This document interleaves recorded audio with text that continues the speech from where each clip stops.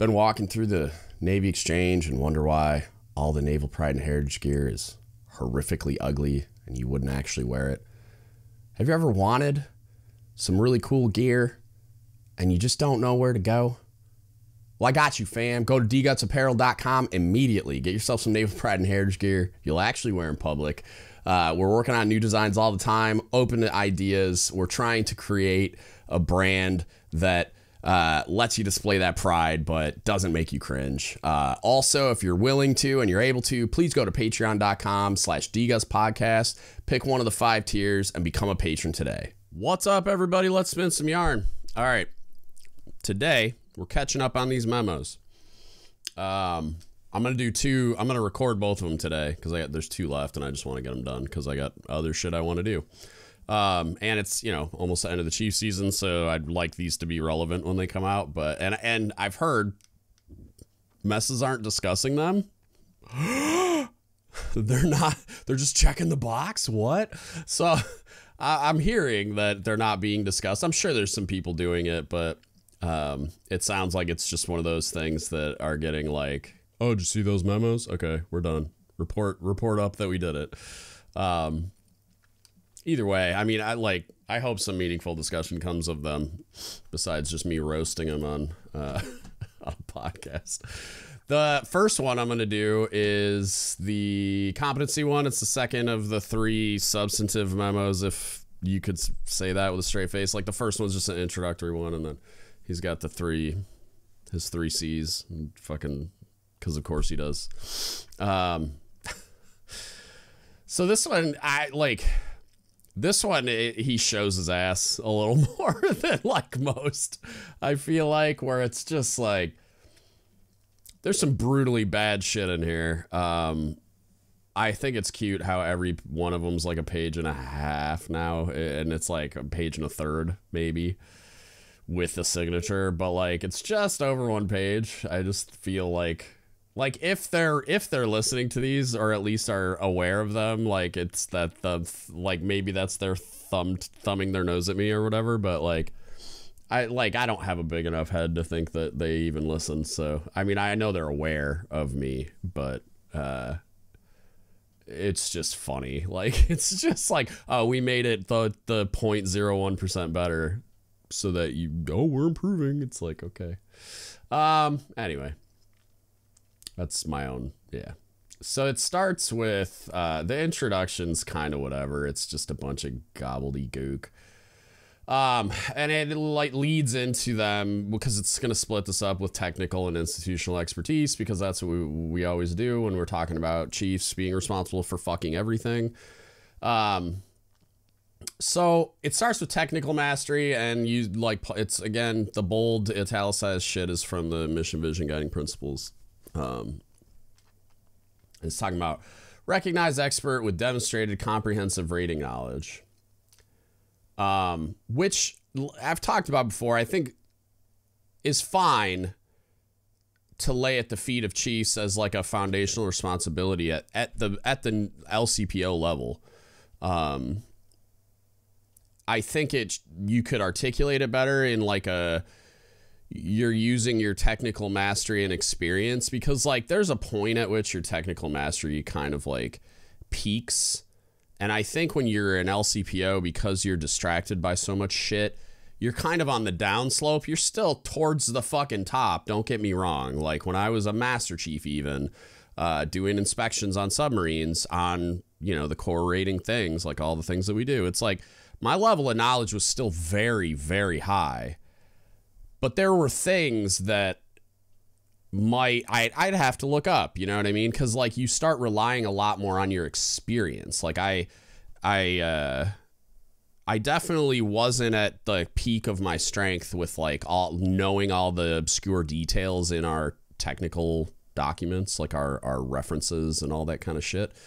But I knew exactly where to find the information, and the depth and breadth of my experience was like, it made me a lot more qualified to do the things you do in leadership positions, like planning and making decisions and like aggregating historical data. Like I was a big analytics guy, and I would use that to predict what I needed for next time and all that kind of shit. So it's like, I don't know. I think there needs to be a more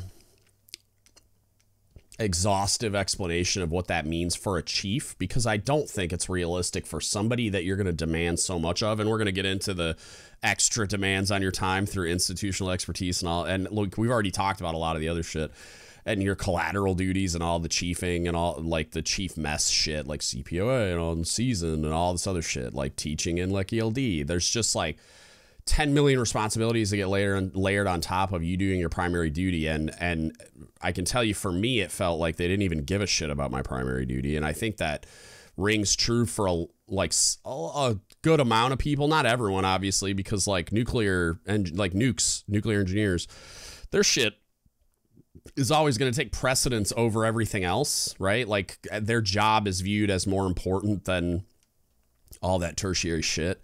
And like, I'm sure there are others on ships and stuff, like on submarines, it's like all the tactical kids, like the sonar techs and FTs and stuff. It's like, and it ebbs and flows depending on what we're doing, but their shit's more important. Missile techs on a BN, like it's kind of like nukes. Their shit is just going to be more important.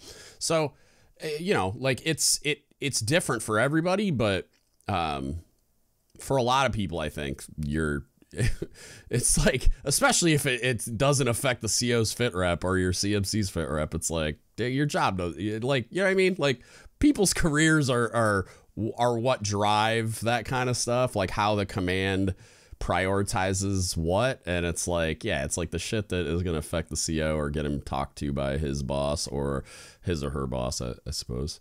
I don't think we don't have any female COs yet in the submarine force. We're close though. I know we got a couple. I know we got some XOs. Anyway, it's like it depends on your rate and your platform and your all that shit. But like, there's a lot, and so to the idea that you're gonna be like at the peak of your technical expertise. And you're going to be doing all this institutional expertise shit, and you're going to be doing your collateral duties and it's like, I just don't see it as realistic. I think you're at the peak of your like nitty gritty technical powers as like a senior, fully qualified second class or first class. And again, my context is submarines, so that could be very different on surface ships, but, or like other communities. But like, I feel like the peak of your like your nerdy technical expertise, I think that's going to be a first class level, probably, just because they're unburdened by all that other bullshit. Unless they're a first class that's board eligible, that's chasing anchors, then they're prioritizing, you know, like all the collateral duty, eval, bullet, bake sale shit more, right? But like, so senior second class, maybe senior fully qualified second class, might like you're the most unburdened by all the other bullshit, so it's like you can just focus on being really great at your job. But again, I mean, there are communities like, I know Corpsman, maybe Master at Arms, I'm not sure, but they're like very to get ranked high and all that. It's like there's a lot of fuckery, like there's a lot of like big sale bullshit. So like, I don't know, man. I know it's with Corpsman. I can't remember if it's a Master at Arms cultural thing or not, but somebody will correct me. And anyway, so it's talking about every sailor deserves chief petty officer that is an expert in the rating, which an expert, not the peak of your expertise powers, your technical mastery, but like an expert. Yeah, okay, of course. Like if you're not an expert at that level, like you're fucking doing something wrong. And a technical authority, which I think technical authority is like a better umbrella term, because within authority you can program in all that experience too, instead of like, maybe you're not at the peak of expertise, but you're close, but you are at the peak of your experiential powers. That all kind of goes into that authority calculus. A chief that has a plan for building winning combat teams and executing any and all missions that are assigned. Like that kind of edges on that. Like, okay, when did you teach us that shit? But it's vague enough that I'll let it go, because you're contributing to building winning combat teams by having the technical mastery and experience required to train and qualify your people to do the thing for the mission. And that's what building a winning combat team means for you in your career field. So like, all right, sailors should trust with the highest confidence that their chief understands what needs to be done and what it takes to do so. Are you without any doubt the technical expert? And so like that there, When it says the technical expert, again, like, I wish it said a technical expert. Are you the singular and ultimate authority on technical solutions? That's different, because on a ship, there's probably only going to be one of you, and you should be the singular and ultimate authority. And again, like, the CEO is accountable for everything, so putting the ultimate authority, like, again, it's one of those, like, define that. Like, what does authority mean in this context? I'm taking it to mean the authority I described with the experience and expertise and the position you now hold and all those things. But it could be interpreted other ways. And so I wish they just did a better job of Englishing, I guess. And I got a good joke at the end for the English nerds out there. Master, teacher, and trainer. Chiefs must prepare their sailors, give them the tools, the time, and the training necessary to succeed. Teach them. I 100% agree with this, and I wish we did more to prepare people on the way up. Like, I feel like part of maybe like CPO LDC, or even before that, maybe like the last and like ELD, the advanced one, is like throwing in some like train the trainer on like instructional methods and delivery of training. Like, you don't really ever get that in any meaningful way unless you go to the instructor course. Like I think it's called NITSE now. It used to be called journeyman instructor something like that. I don't know. JIT or something. Yeah, journeyman instructor training. I don't know why I try to pull those deep cuts like out of my brain when I can barely remember normal shit. It's like I feel challenged when I can't remember it or something, so I try to like pull that obscure nugget out that you guys don't give a shit about. But yeah, so without going to that course, like if you've never been an instructor and you don't get to go to that course, you're never really provided with any of the things necessary to do this well. And so it's like, okay, when did you teach me how to do that? And I'm not like, people, like you say, teach them. Like, and I always go back to that story about the galley not being clean, right? On my first boat on my first chief's tour, I couldn't figure out why the galley wasn't clean. And it's because I never taught them how to clean. I just auto-filled. I just assumed that junior cooks know how to clean. I grew up in professional kitchens. So it's like, I knew how to clean a professional kitchen. And I took for granted that just like, because they went to A school, and at this time I hadn't been an A school instructor yet. So I didn't, like I only had my own anecdotal experience going through as a student. But like, I don't even remember if they taught me how to clean there, but I already knew how, is my point. And so I assumed, I kind of projected that context onto my guys. And so I couldn't figure out why they were just spreading greasy water around the galley and shit. And I was just like, oh, like you guys have no idea how to clean. And so then after I fucked up and, racked everybody out and yelled at them and told them to start cleaning until it was at my standard, and then we would keep it there. And then I watched them try to do that. I was like, oh, fuck. I never taught them how. And so, like, there's that. There's basic stuff like that. You don't need to go to any kind of instructor training to teach people how to do a thing like that. Like, oh, God, I just need to show you what right looks like. So I can do that. Anybody can do that knows what right looks like. All you need is the technical, like, expertise, like the being the technical authority, blah, blah, blah. But when you get into other things, being able to teach like kind of like the book knowledge, or being able to teach, like we do a lot of financial accounting type records keeping, a lot of logistics based records keeping and data entry and audits and all that kind of bullshit. That's a different thing. And it's like, and even like the math associated with some of it, it's like, you need to know how to teach people like effectively. You need like training and methods and understanding of how to effectively teach people. And you're probably going to be training a lot of that to a group. Like it's going to be a group setting, like a classroom, not one-on-one training. Like the one-on-one stuff with technical expertise, particularly when it's something I can show you by doing it, like with my hands, it's a lot easier to get by on nothing. But with shit like when you're talking about, you got to train them, and how do you make technical mastery the #1 priority? How do you reward it? We need warriors that can maintain platforms to include themselves as a platform, which I fucking hate that articulation, but whatever. like, I get it. You need to maintain yourself, but you're not a piece of equipment. And I fucking hate when you're described that way, because then it encourages the type of mentality that exists in most places where they treat people like a consumable fucking resource. But we don't need to go down that rabbit hole right now. And so to finish that sentence, it said, we need warriors to maintain our platforms, including yourselves, combat ready and operational when casualties occur. So like fighting hurt, that was one of the tenets of Richardson, I think. Toughness and fighting hurt and shit, which I like. And it needs to be talked about a lot more because, you know, like everybody seems to think we're not going to be a peacetime military for very much longer.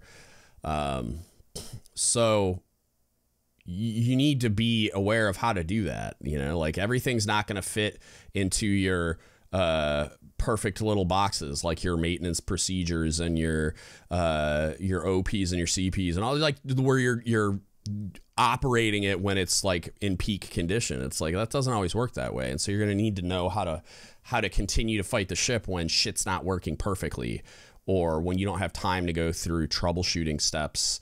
You just need the piece of gear to be up because we're getting shot at. Shit like that should be trained. Like you should have casualty trainers and just all this crazy shit. And like we have the damage control ones, but like there's not a lot of, like in submarines, we spend a preposterous amount of time training, and there's a lot of time put into what if everything goes wrong training, right? Like when we do drills, it's like everything's going terribly wrong. And it's not just like fire and flooding, right? It's fucking everything you can imagine. It's like all the nuke drills and all the fucking forward, you know, like flooding, jam dives where the hydraulics are fucked up, or a hydraulic rupture or an air rupture. Just like it never fucking ends. It never ends. And we train like launching missiles and torpedo shit and all that. And what if something goes wrong during that? And like when I was on fast boats, we would do like fire drills where it's like in the torpedo room and like a weapons in the tube, or we got to cool weapons while we're fighting the fire and all this other shit. It's like, I don't know how much of that is done elsewhere, right? I can't even say for sure if we're doing everything we should be doing. I just know we do a lot of it, a lot more than most people, I think. Like I know surface ships do drills, but I don't think they go at it like we do. I mean, we fucking drill constantly. It's absurd. But it's probably good because it's like when shit goes terribly wrong, God damn it, we're going to be ready. like it gets to the point where you're just like, fuck, this never happens. Why are we still drilling this every week? But anyway, so the training thing, like you're never taught how to train I think we wrapped that up. Do you seek out opportunities to continue challenging your sailors and your teams to not only be qualified, but proficient and confident, that's training and drilling, but that's also like the emotional intelligence to like encourage and reinforce positive behavior and like tactfully correct without completely destroying someone for negative behaviors, or just like negative meaning, not just like they're doing shitty jobs on purpose, but just not what they're supposed to be doing, whether that's inexperience, ignorance, or laziness and inattention or whatever. Complacency. It's like you gotta figure out what that is. And it's like, and again, like we never teach people emotional intelligence. We never talk about it. So it's like what you get most of the time is you either do it perfectly, which usually leads to you just getting overburdened because you're hyper competent, and the people that are not, whether they're hyper competent or not, the people that aren't performing that way are just punched in the face until they attrite or, you know, decide to comply. It's not, and you're still not getting peak performance out of those people. You're just getting better than everyone else performance, and fuck. So it's like, they ask these questions and it's like, they're just going to say, oh yeah, just hold them accountable. Okay, well, what does that accountability look like? It looks like a big idiot that doesn't have any emotional intelligence at all barking at someone.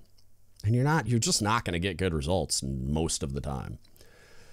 Do they have the required technical publications? Right? Like, this just, do they have everything they need? Like, it is your job. Like, and he mentioned it earlier, which I do like. It's your job to give them what they need, which whatever that means, right? So you got to figure out what that is and how to do it. A lot of that the organization should be teaching you, educating you how to do it, like what you need to know and how to do it so that you're prepared to do that for them effectively so you can build those winning combat teams that they want. And then this one was like, if I wrote this down or if I was like reviewing a document for somebody and they handed it to me, and this is one of those ones like, how the fuck did this make it through the proofreading process? Because like somebody's spider senses should have prevented this. Are they properly manned and postured with the appropriate authorities to succeed? First of all, what the fuck does that even mean? And second, I'm gonna assume it just means something regarding manning, as if the command has any fucking control over that at all. Like, the only control a command has over manning is whether or not, one, they're properly maintaining their books, essentially, just meaning like if you have an unplanned loss, did you do what you needed to do to get that person off your books to then create a demand signal in Millington to get a new person, right? That's about and like, are you jumping up and down like everyone else going, hey, I need fucking people because we're, you know, like terminally undermanned. But outside of that, it's like you can't detail somebody to yourself. Like at best you can do like, we used to like beg, borrow, and steal, and this was before like post-COVID manning hellscape. We used to like beg, borrow, and steal. Like I would go to other boats, I would go to the shipyard guys, I would go to shore duty commands, I would go everywhere I could to borrow people, because like we never went to sea undermanned, thank God, on my last submarine. But I would just, because I almost always had a rider. I think I did one patrol without a rider from another boat, but I did have a kid that was like second chance to me. So it was like, I always, like, people just knew, give me all your, like, I'm the island of misfit toys. Like, send me anyone if they need a second chance, if they need quals, if you need whatever. I'll take anybody. And so, like, every time we got underway, I always had a rider to get me to manning or better. Like, I got on the last one when I had a female enlisted rider. I didn't even ask for her. She just came, and I was like, awesome. And she was amazing, and I mentor her to this day, but she was incredible, and it like gave me the flexibility to put a guy on the beach to be there for his kid being born. And so it was just like, I didn't, you know, I wouldn't have had that flexibility otherwise. And so it's like, there are things you can do, and I suppose the charitable answer, this is just such a live wire, you know what I mean? This is just such like a third rail thing to say with manning, as it like putting it on the command or on the chief to like address manning concerns. It's like you have very little control, very little. I would even call it control. You have very little influence, but you have some. You can do a little bit, and I just explained it to you in like 30 seconds. That's how little of an influence you have over this. So yeah, I mean, because like there's this whole like structure in place for bringing people into the military and detailing them to commands, and you have zero input. It's just like you can create demand signals by managing what little inputs you have on that system and jumping up and down and screaming and calling the detailer and just being the squeaky wheel. But like to put that in there, like you have, like that's on you, like manning's on you. Get fucked, nerd. I can't. No, like there's already too much shit that you lay at the feet of an LCPO and say it's their problem. To say manning's their problem, get fucked. That's insane.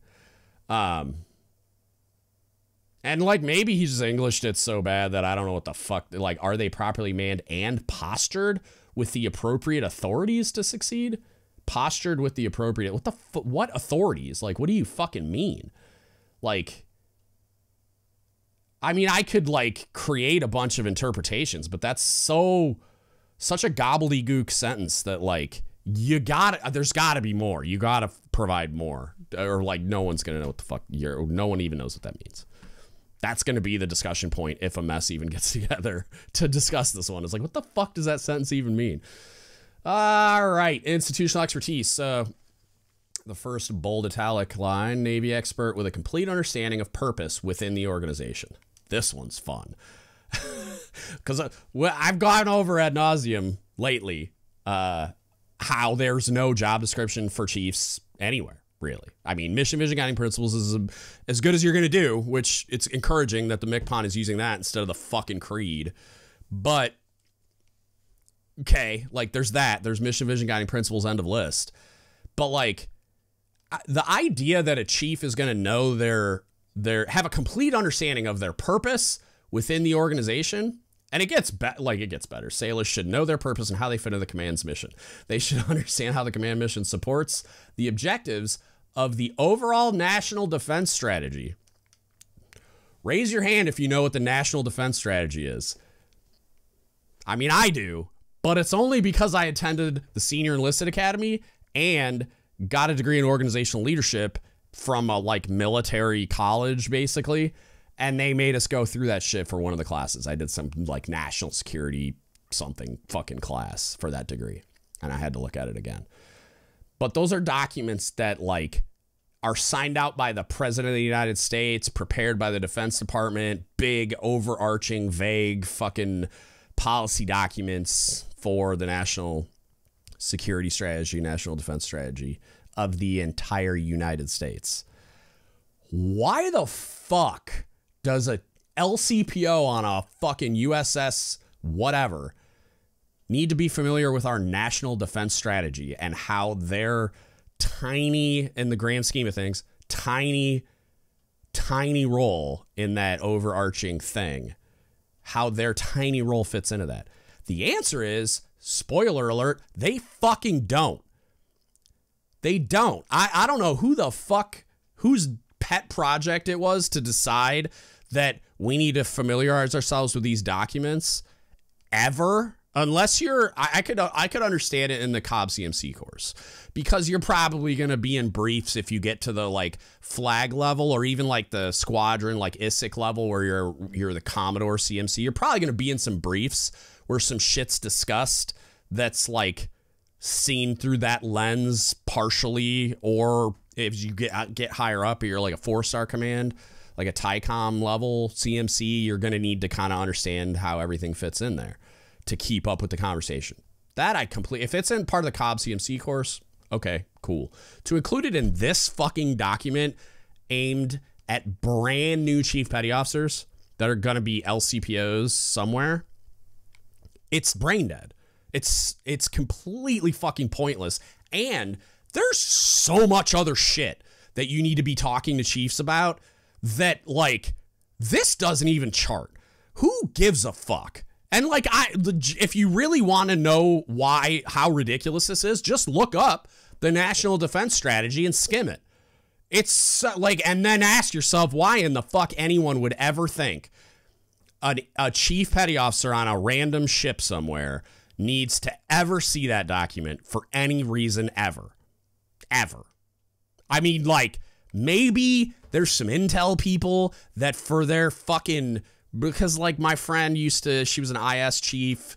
I'd be at some ops briefs. She'd be doing the intel shit. So maybe she needs to understand, there's probably some really niche roles in the Navy where for intelligence or whatever, for operations briefs and shit, somebody in that role might need to understand that better than every fucking one else in the Navy.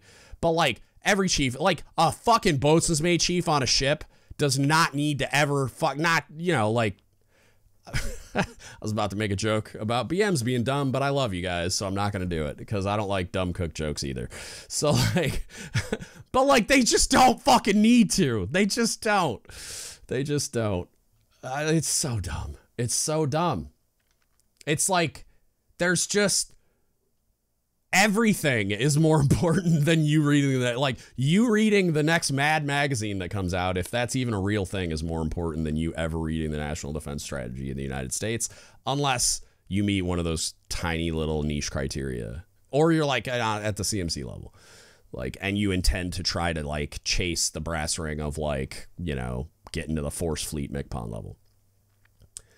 Yeah. So just what the fuck? How do you help your sailors connect to the larger mission? Understanding the why goes a long way, especially when we are deployed a long way from home for a long time. Can you align the goals of the crew to the goals of the broader mission? Do your sailors understand what is expected of them? This one's interesting because, like, I don't disagree with this. I disagree that chiefs are taught how to do this in any meaningful way. And this links into the next point he makes about history and heritage.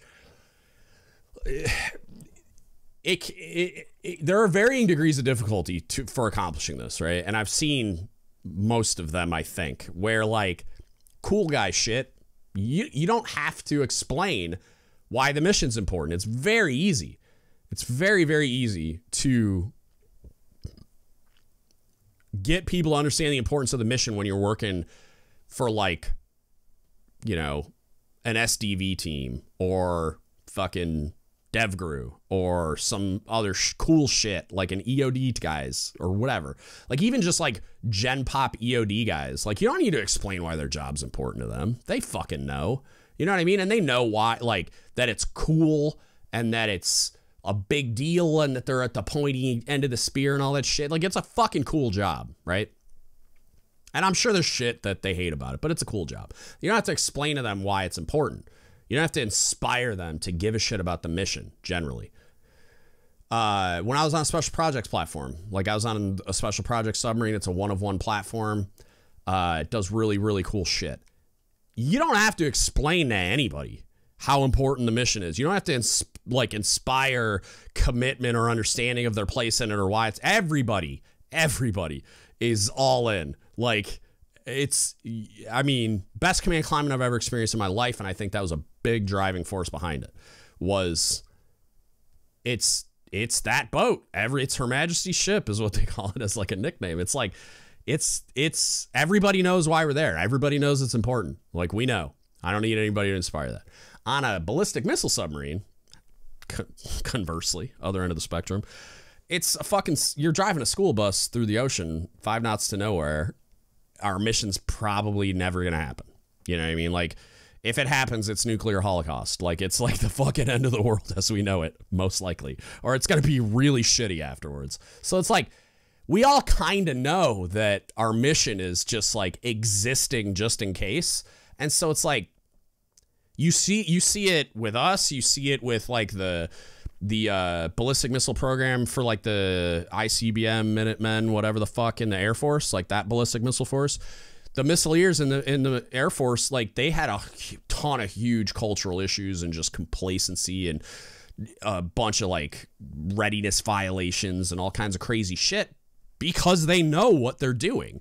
They're living in this little basement waiting for a fucking order that's probably never going to come. So you're literally just fucking furniture. You're just a guy there just in case. Like, you could be replaced by a machine that will push that button and turn that key or whatever. Break the little code thing open and fucking do whatever they do. It's very difficult to inspire the type of commitment from people doing that mission versus people doing the cool guy shit. So it's very important that you understand that's a thing, number one. And number two, there are probably other ways that I like. He mentions leading with stories, which I'm a big advocate for. But the most powerful stories I'm aware of are historical, right? I don't know. And, like, you could argue that, like, I mean, for, like, let's say for some reason SEALs were having an issue, fucking, which they don't, I'm sure, most of the time, almost all the time with this issue. But let's say they did, for the sake of discussion, just because the most relevant example I can think of would be, like, somebody like a Medal of Honor winner, like I couldn't pronounce what I think is the most recent guy's name. It's like an Eastern European name. I'm not gonna butcher it because I don't want to. I think his first name's starts with a B. I don't want to fuck his name up. I'll Google it really quick. But like Ed Byers is the other one, where he's like a very recent Medal of Honor winner. Like, I think he was awarded the Medal of Honor in like the 2000 fucking 12 or something. Here, 7 SEAL Medal of Honor recipients. Let's see if I feel bad because I can picture his name, but I'm afraid to try to pronounce it because I don't want to completely Brit Slabinski. That's not as bad. I thought that was going to be harder to pronounce. Britt Slabinski, or even like Mike Murphy, Michael Mansour. Like those are recent enough that it doesn't feel like history. You know what I mean? It feels like something that's happened in my lifetime and I remember, right? But like more so like Ed Byers and Britt Slabinski, those were awarded very recently, right? So you can look at that and be like, it doesn't really feel like history, but like it's part of our story, right? And so you can process that however you want. Like you can hear history and like customs and traditions and all that kind of shit, and you can think to yourself history, or you can think to that self like leading with stories. They're both kind of true. Sorry, cancer nose moment. Like it was literally about to start running like I'm a little kid.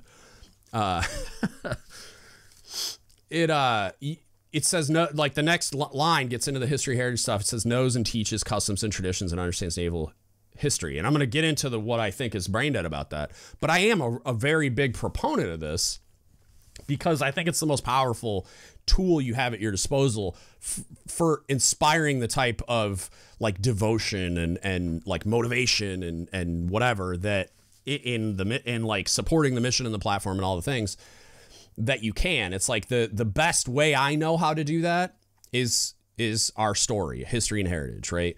And everybody has a specific history, like a platform specific history. For us, like submarine Medal of Honor winners are a big thing, right? A big deal. Corpsmen are like that too. Usually, you go into clinics and there'll be a wall somewhere with all the Corpsman Medal of Honor winners, and there's a bunch of them. There's like, because it was pre a certain point in time, it was a valor award that wasn't combat specific, and then they changed it. So like you'll see like the cooks that won the Medal of Honor winner, that there's 6 of them if I recall correctly. I think all of them were cases where it was like life-saving and shit like that before it was a combat-specific award. And then you see a lot of Navy Crosses because the combat ones, I mean, you could argue some of them deserved a Medal of Honor, but like, you know, like there's a lot of combat-related instances in World War II where guys got Navy Crosses that were cooks doing obviously non-cook-related things, right? Like saving people's lives and shit. But like those are the stories, right? Like that's, and I'm going to pivot to that actually, because it's a great example of like it being very, very difficult to inspire the type of like motivation and buy-in that you need for people to be like happy to be there and to understand that what they're doing is important and stuff like that. I was a CSA school instructor, and I was the SEL of CSA school for a little over a year at the end. And during my time there, a lot of the student population that we get in don't want to be there, right? They didn't want to be cooks. Either their ASVAB score dictated them being there, or they failed out of another pipeline, like they were in like some type of aviation A school or like some type of technical rating, and they weren't academically able to pass all that stuff, and so they got recycled to us. So they didn't want to be there for that reason, and those were the saltiest people about being there. And then the rest were just kind of like they picked something that they thought they might like, and then you'd get a very small portion of like people that are actually passionate about culinary arts. Like each class of like 36 students, there'd usually be like 1, maybe 2, not even always 1, but usually 1 where they're like culinary dorks. Maybe they have a degree, or they're just like they were always passionate about it. But for the most part, it's people that didn't want to be there. So it's very difficult to get people, even the staff, because of the location of the school. Some of them didn't want to be there either. They loved the job, but they didn't want to be there in a way. So I started using our heritage to try to gas people up and get them excited to be there. And I have the benefit of actually believing it. Like it's not just propaganda to get them motivated. But that's a lot of it. I talk about all the Navy Cross winners, right? And like a bunch of ships named after cooks, right? Like it's not just Dory Miller, who they've named ships after before. They're naming a carrier after Dory Miller because he's the most famous example by far. But you have, let's see if I can pull deep cut names. It's been a while since I've talked about these. So you have the Pinckney, the William Pinckney. That's a cook, right? You have, there's another one. It'll come to me. But those both African-American Navy Cross winners in World War II, besides Dory Miller, right? Pinckney and I'll think of the other one. There's another one. And there's 6 Medal of Honor winners that no one knows about, right? There's a lot of very cool history and heritage that the cooks that I worked with, like the staff members, weren't even aware of this shit. And so I was like blowing their minds and didn't even know it. And then the students got very, very motivated to be there as well. And I would do that routinely, where I would go out of my way to like get them all motivated. I usually talked at the graduation ceremonies, and I would always use a story like that to get them motivated. And I'd have like parents walking up to me going, man, that was a great speech, senior. God damn. Like I want to join. And it's like, it's very powerful. It's very easy. I've talked about it a lot in the past. Like, everybody's got a hoo-yah button. I don't care how bitter and jaded you are. No one joins the military without having a hoo-yah button or a hoo-ah button or whatever the fuck service you're in. You know what I mean? They're all different. Like I said, Army and Air Force are kind of the same, and then the Marine Corps is technically hoo-yah, I guess. I don't know. Is Marines hoo-yah? I'd have to ask a Marine. I don't know. Correct me in the comments. But everybody's got it. You just have to figure out how to mash that button. And it's like in A school, it's super easy. But then like on a boat or on a ship, it's like you can still do those things. And it's important that you not only know this heritage, but that you actually care about it. There's a component of it. Like, this isn't just going to work because you regurgitated it and they thought it was cool. Like, some people will just be inspired by the base knowledge, but most people are going to need you to give a shit, as in addition to you just knowing this stuff and sharing the information with them. They're going to need to see the passion and hear the passion in your voice, and like that you understand, like, this is important. And it's your story too. You're a part of this story now. So when I tell a crazy story about what William Pinckney did to earn his Navy Cross, and then I'm like, that's you. Like, you're part of that story now. Like, you're part of the lineage of those people. And it's a fucking cool lineage, man. If you're the cooks out there listening, if you haven't read Messman Chronicles, get that book immediately and read it. It's fucking incredible, and it'll tell you a lot about our heritage. And there's a lot of other research out there too. I used to have a whole website on this, but you know, time and stuff. But then, okay, so why is this brain dead? All right. I am a big fan of history and heritage. Obviously, I feel like that's obvious if you're a listener of the podcast anyway. And I've made the point that I am, but it's fucking stupid that they put this in here only because they don't teach chiefs their own fucking heritage. So how in the fuck are they going to understand? Like, okay, so my cook instructors didn't know their own heritage. Chiefs don't teach their own heritage, right? There's a lot of bullshit on Goat Locker. A lot. There's some things that are true. There's a lot of bullshit, right? A tradition of change is largely ignored, right? I've never, unless I'm the one doing it, and I know some people now that do it, and a lot of it is because I've been such an advocate of this document, but I've never seen it trained on, briefed, or provided, like they're provided a copy as part of a chief season unless I'm the one doing it. Like, I would get them bound and printed at the print shop on base, and when they got issued their charge book, they would get issued a copy of a tradition of change. And I'm like, read that fucking document, because I'm gonna have questions. And that's the history of initiation, right? That it's not even our entire history and heritage stuff. Like, it's not all the information, but it's the entire history of initiation, or whatever it's called at the time, right? And it's the actual history of the initiation, the charge book, and all that kind of shit, instead of the completely fabricated bullshit that you find on goatlocker.org. And I encourage you to compare and contrast, because I felt so betrayed when I got my hands on a tradition of change, man. I felt so fucking betrayed and lied to, and just, I was angry. in addition to that, like every season, I always brush up. I'm not going to sit here and pretend I'm some encyclopedia. Like I just had trouble recalling names of some of the cooks that ships are named after. Like I brush up before the Chief season generally when I'm participating in it anyway. And I kind of know like the population I'm with too. Like when I was with surface people, I would know more about that, you know. And I would on purpose, I would ask questions to like the source rating about a piece of chief heritage that was specific to that source rating that they should know. But I'm a submariner chief and I'm asking them like a bosun's mate question, right? About a very significant figure in BM history, right?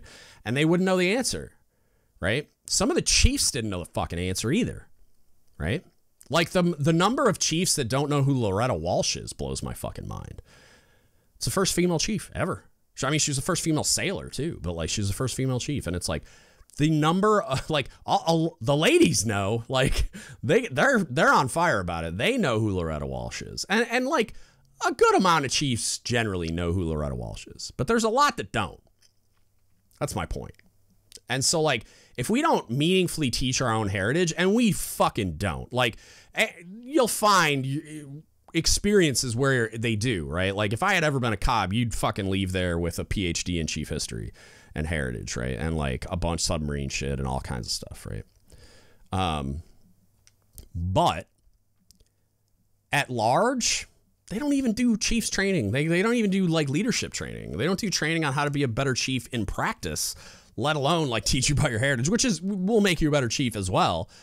But that's like, I mean, utilizing teaching with stories via chief heritage. I mean, that's one of the like higher level, that's like a higher level tool. Like there's a bunch of baseline shit you need to learn before that's a concern, really.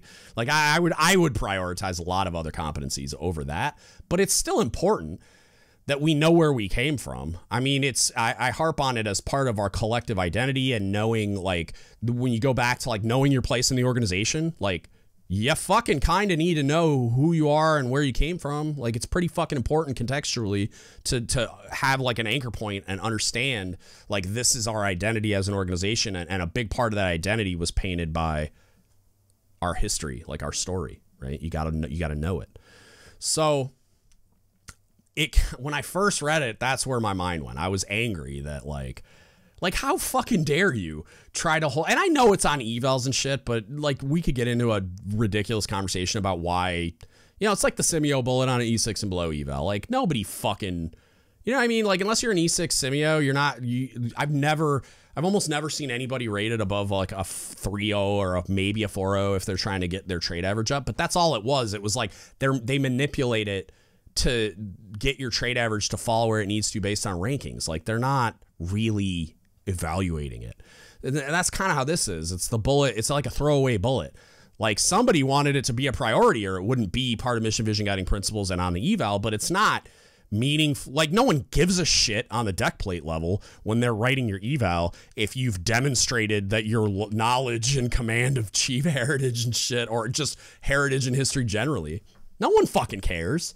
They should, but they don't. And I would argue that like this should all be part of like the CPO leadership development course, which I hope it is. I don't know what's in that curriculum. I still haven't gone into the guides that people have sent me because I'm just lazy. I don't know. I just haven't got that far yet. But I hope they spend time on it, right? But it should be, I mean, really should be like you could build a course into like the community college thing, the Navy community college, and like a course on chief history and heritage. And you could make a really dope course. I volunteer myself as tribute to teach that shit. But like you could make a really amazing thing. And that would be like a prereq for advancement to senior chief. I mean, it should be before you make chief, but well, no, it shouldn't. I guess it should be. It really should just get taught during the chief season. That should be one of the things. Like if we had a robust leadership development curriculum leading up to the chief season, then the chief season would be the time to do it. But they try to cram all the shit they didn't do leading up to that point of the chief season, so they don't spend a ton of time on this. But again, like they don't know it either. It's one of those things that would need to be remediated because it's not made a priority, because it's one of the things that you can get away with not knowing. And there's so much other shit to worry about that it's one of the things that falls off the plate. It just is. So I was pretty pissed when I saw it, because like we don't even teach ourselves our own history, and we like intentionally try to hide certain things. And it's not just the gotlocker.org fuckery, the propaganda, but it's like the OpNav instruction not mentioning the initiation season in the instruction. In the enlisted leadership development continuum instruction, it does not mention the chief season. Not one fucking word. Why is that? Right? That's intentionally deceiving people. Like, you're intentionally hiding things. So it's like, you can't pretend you give a shit about this and pretend you give a shit about chiefs knowing this and pretend you are going to hold them accountable to it when you don't even fucking teach chiefs their own history. You don't. When was the last time you heard a MCPON talk about a tradition of change? I'll wait. Yeah. But he does, leading with stories, he talks about we can translate an instruction or policy oftentimes in a short C story that has a much longer lasting impact. That I agree with. Leading with stories is very powerful. C stories, like, they teach you this everywhere, which I always loved. Like, in the instructor course, they teach you, like, part of the thing that you get taught is, like, they give you these instructor guides that are like bullet points and like things they want you to make sure you hit, and knowledge checks and all this shit. It's like an outline. It just is like a guide for you to deliver the lecture associated with whatever topic. But they tell you to mark it up, like put notes in the margins and insert your own experience, insert your C story for this exact reason. It's powerful. And I learned in psychology, I talked about it on the memory episode I did, where it's like when you make something unique and you can relate it to yourself via a story, and a C story, usually people can relate to your C story because they're doing the same thing for a living. So it like encodes that memory better. So the person's going to remember what you're teaching them a lot more efficiently than if you just are reading off a PowerPoint. So it's a very important and powerful teaching tool. And I highly recommend people use it as much as they possibly can. But like, in order to tell a story about heritage, you need to fucking know heritage. And in order to tell a true story, you need to like read documents like A Tradition of Change instead of completely fabricated fairy tales like gotlocker.org. I was going to say something else about that, but I think I hit it all. Do you discuss the difference between our customs and traditions and how they evolved? So that, I mean, that line is a specific, to me, like I read that as a specific, like you're pointing a finger at a tradition of change. Like the difference between our customs and traditions and how they've evolved over time that's how they've evolved. That's what a tradition of change is. Like, where did initiation come from and how has it changed over time? Is that the answer is that document. And there's an update. If you're not aware of it, Jim Lucci, his last name is Leuci. You can find him on Facebook. I'm pretty sure his profile is like not super private or anything. And he's in groups, like he's in some of the chief groups and stuff too. You can DM him and get a copy of A Tradition of Change. He's the guy that wrote it. He's the guy that he worked at Navy History and Heritage Command. He's a retired IT Master Chief, I think. He's the one that Mike Stevens commissioned to do all the research and write the document. And he has since updated it to include like COVID chief year and all kinds of other stuff. And he'll send you, it's like $20. He doesn't make money off it. He donates any profit to like the CPO Scholarship Fund or something. I'm not sure it's the CPO Scholarship Fund, but he donates money. He's not making money off this. He's just reimbursing himself for the cost of printing it and then donating the rest of the money. But he updated it. It comes as like a book, and it's like $20. He'll mail you a copy. He signs it, and it's dope. And so if you want to get a copy, or you want to get bound updated copies, because you can't find the updated one on the internet, you can only find the original, which the original is still amazing. But like, if you want to get it bound and printed, you can only get the other one for free. You can't get the newest one, at least to my knowledge. And that's Jim telling me it's not online, by the way. So like, it shouldn't be online. If somebody cut it out of the book and scanned it and I don't know about it, that's different. But anyway, yeah. So in addition, it's talking about like it says, in addition to the mission, vision, guiding principles, which these memos were based on, what other competency attributes are necessary for chiefs? So fucking many. Why aren't you telling me? I feel like you should be telling me what competencies are important for chiefs. And like, I'm fine with us having a discussion about it and like maybe providing feedback, but like, you should be telling me. That's kind of the point. What about the ability to compartmentalize? Okay. That could be taken a bunch of ways, but like, I think being charitable, I think what they mean by that is, maybe not taking work home with you, maybe, not letting an emotional reaction to something that didn't go your way, or maybe I got like, so let's say I got, chin checked by the CMC for something I didn't do or didn't do the way he wanted it or whatever, right? He's correcting me in whatever way. And so I'm like butthurt about it. I'm like not in the best mood. And then I go out on the deck plate and that translates to the way I treat and talk to my people in a bad way. That could be a what he means by that. So like learning how to like not do that, which I had problems with that when I was on deployment. And it wasn't even always just, that's kind of an example. It was just like I woke up on the wrong side of the bed kind of shit, which to be fair, I slept terribly and had anxiety issues I didn't know I needed to address yet, but there's that. But I didn't love being on deployment either. Like I wasn't one of those dudes. I would do it, but like it grinded on me, and the longer we were gone, the more of a struggle it was. And then it says situational awareness. All right. I mean, how do you teach that? Like, I mean, you could teach it. We don't teach it, but like, I guess like it's a cultural thing on submarines where from day one, you're told if something doesn't look right, speak the fuck up, because it's probably not right. Number one. And two, we would rather you look stupid than not say anything. And then we have a casualty that could have been avoided or like mitigated in a big way, but now we're like fighting a fire, or we have like a steam line rupture or whatever, right?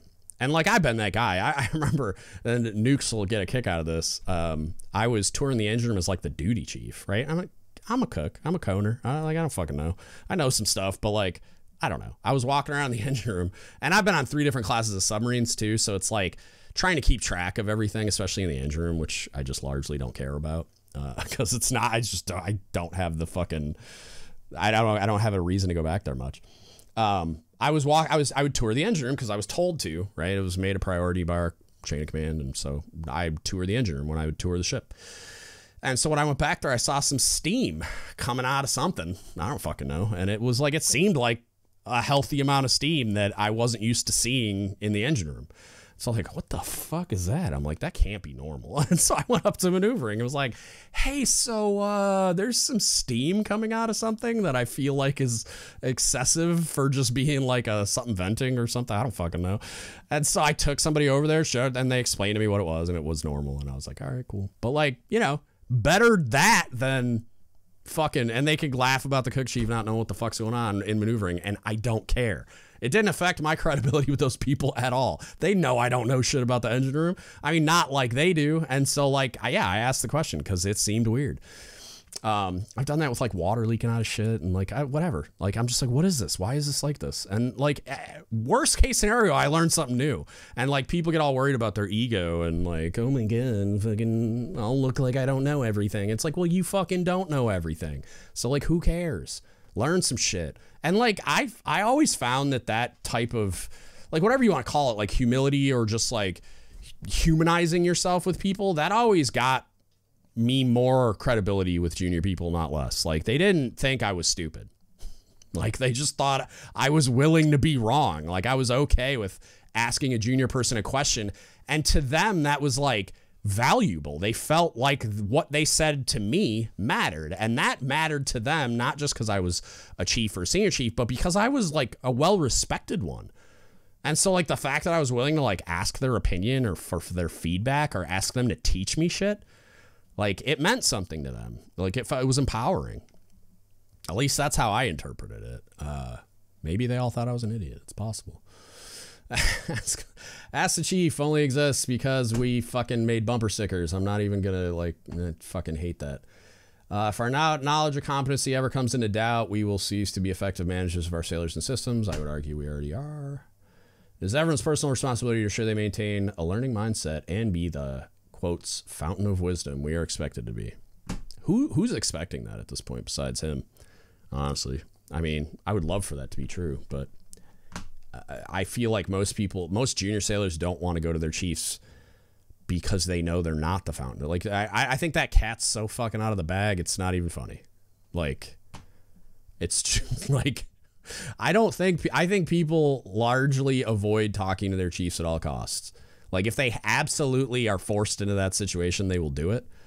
But I feel like most people try to not interact with chiefs as much as they can.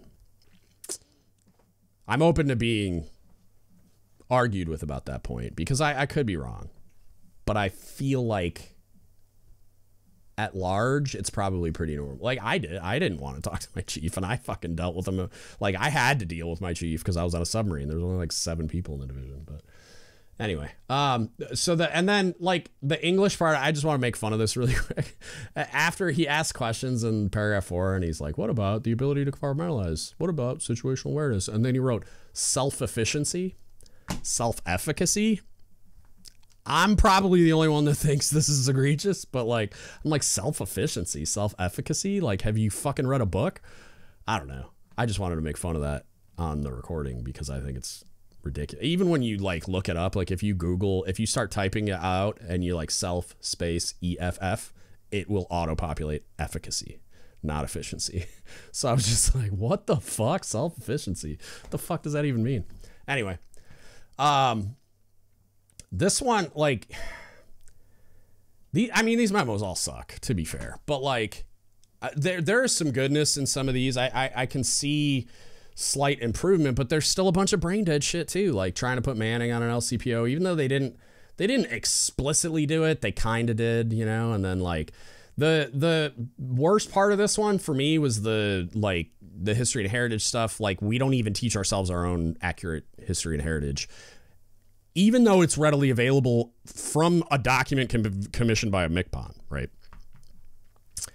And we like willfully hide shit from people, but somehow like we're supposed to understand that like chiefs are gonna find this information, learn it on their own in all the spare time they have, and then translate that to like training environments. Oh, by the way, they've never been taught to train formally. Like it just, there's so much of this shit where it's like this is all just like lipstick on a pig. It's like we want to communicate an ideal without ever providing any of the infrastructure necessary for being that ideal, like for striving for that ideal. Like you can't actually practice any of this without being taught how to do it or provided with the knowledge and resources and time to do it.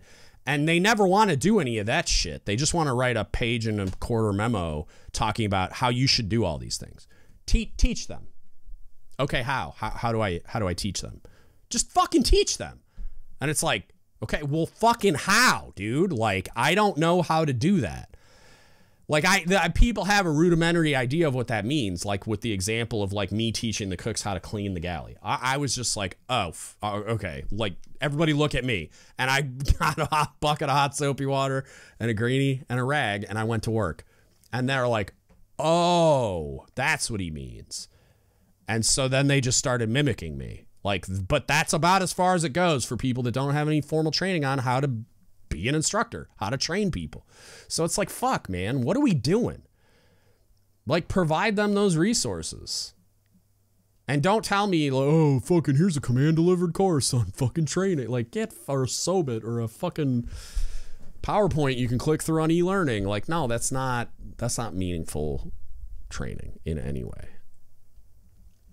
I think I'm about done with this one. Like it's hilarious that this is called competency and there's so much incompetence in a page and a third, but I mean, these, like, you know, there's always bright spots, but these fucking memos, man. I'm going to wrap that one up there. God, that's longer than I thought it was going to be. I'm going to record the next one. You'll probably get it Wednesday. This one will come out today, which is Monday the 23rd. So Wednesday, you'll get the last one, just so I can get it out before pinning, I'm pretty sure. And then, yeah, I mean, I think I have some pinning ceremonies I'm going to go to later in the week. But so if I see y'all out there, say what's up.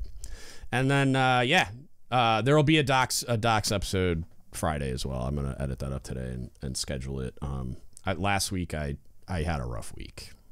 I was not really interested in doing anything. I'm doing a lot better for the last, like, 2 days. I'm back in therapy, which... I'm going to switch therapists because that's not great, but it's a step in the right direction. And then I've just been doing a lot of other things self-care wise that have helped. And then, yeah, so like I think I'm going to get some shit done this week. So it should be but that's why I didn't even get it. I was trying to at least get a Doc's point of view episode out on Friday. And I fucking didn't get that far, but you'll get one. I'll try to schedule one for 2 Fridays in a row today, but if I don't get to it today, I'll get to it before next Friday. But yeah, if you need anything from us, hit us up. Don'tGiveUpShitPodcast@gmail.com. You can Facebook message us, Don't Give Up Shit Podcast, or you can DM us on Instagram, Reddit, or Discord at DGUTSPodcast. If you want to support us, you can go to DGUTSPodcast.com. There's a donate button in the upper right-hand corner of the website, or you can click the shop button on that website, and it'll take you to dgutsapparel.com, or you can just go to dgutsapparel.com. Get yourself some naval pride and heritage gear you'll actually wear in public. Or you can go to almost fucked it up again. Patreon.com/dgutspodcast. You can become a patron. Pick one of the 5 tiers. Become a member today. The lowest tier is $5 a month. You won't even notice it's gone. You know what I'm telling you? It's like a latte, man. Just hook me up. $5 a month. You won't even notice. And it helps us a ton. Like that's the best way to support us. I'm always cool with you buying shit though at the website, but I'm just saying, like, there's a bunch of cool perks. You'll get a bunch of free shit. I'm working on setting up the MailChimp thing soon too. I've been failing at that for a while now and paying them anyway, but like I'm trying to automate the emails to like let everybody know there's a new episode, or like the early alerts for certain patrons and shit like that. And it's just been beyond my capacity to understand so far how to get it to work right. Like I know it works a little bit. So like when you sign up for Patreon, you get like the initial email automatically and shit. But like I haven't figured out the episode alerts and shit. Anyway, and yeah, if you can't afford to spend any scratch, I get it. No big deal. You can like, share, subscribe, review on all the platforms for all the things. We're dangerously close to getting monetized on YouTube. So if you can subscribe on our YouTube channel and then consume the podcast that way, we need some more watch hours, which just means like if you're going to listen, you could just do it with the YouTube app and not actually watch the video, but it helps with the watch hours. And then just subscribe to the channel. It's big. It helps a lot. We need to get our subscribers up to 1,000 and we're almost at 900. And then we need to get the hours. I think we're within 1,000 hours. It's like we need like 600 more or something, I think, ish. But and that adds up quick. Like the more you guys watch episodes on YouTube, or just let it autoplay and fall asleep, and then I'll get even more watch hours. But like, I appreciate whatever you can do. I'm just trying to grift this YouTube algorithm, y'all. Come on. But that one's free. You can do all those things for free. You can hook us up by like leveraging all the, like, just follow us on social media, share the posts, tag your friends in the episode posts, whatever, send them the link. I don't care. Whatever is the most convenient for you. It's all free, right? That organic word of mouth stuff is a great way to support us. And then the YouTube stuff specifically, because I'm really trying to get that monetized as another revenue stream, so that hopefully someday this can be my job. Help me out. All right. And that's it. That's what I got for you today. Thank you so much for listening, and don't give up the ship. Hey, shout out to all our level 5 patrons, Victoria Livingood, William McIver, and Mark Galagos. To all our other patrons, we really appreciate your support. Helps to pay all the bills, expand the platform, and we couldn't do it without you. Thank you so much. Please hit the like button, drop a comment down below on what you thought, and subscribe to the channel.